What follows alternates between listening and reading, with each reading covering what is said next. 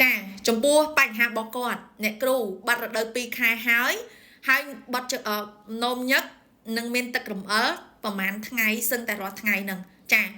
បញ្ហារបស់គាត់នេះបើនិយាយទៅគឺជារោគសញ្ញាមួយដែលបង្ហាញថាគាត់អាចមានផ្ទៃពោះណាពួកឯងនៅពេលដែលគាត់បាត់រដូវមានធ្លាក់ទឹករំអិលហើយបាត់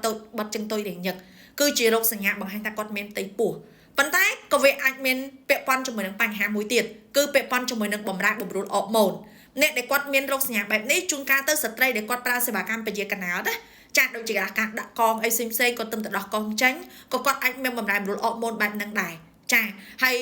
ពាក់ព័ន្ធនឹងករណីនេះខ្ញុំចង់ឲ្យបងអូនទៅធ្វើការទី1បណ្ឌិតទឹកនោម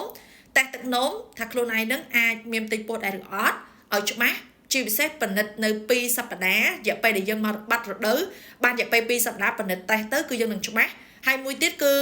ទៅពេទ្យចាឲ្យគេមើលអេកូឲ្យដើម្បីឲ្យច្បាស់ថាយើងអាចមានផ្ទៃពោះដែរឬអត់ព្រោះអីរោគសញ្ញានេះអាចពាក់ព័ន្ធជាមួយនឹងយើងមានផ្ទៃពោះហើយមួយទៀតតើយើងមានប្រើសេវាកម្មពជាកណាលអីអត់ចាអញ្ចឹងគឺយើងត្រូវតែដឹងពីសុខភាពរបស់ខ្លួនឯងបន្ថែមដែរបានអាចដឹងថាតើបញ្ហារបស់គាត់នឹងជាអ្វីឲ្យច្បាស់ចាអញ្ចឹងអូនអាចទៅពិនិត្យសុខភាពអាចធ្វើការតេស្តទឹកនោមមានចម្ងល់អីបន្ថែមអាច comment សួរនៅខាងក្រោមនឹងបានចាអរគុណ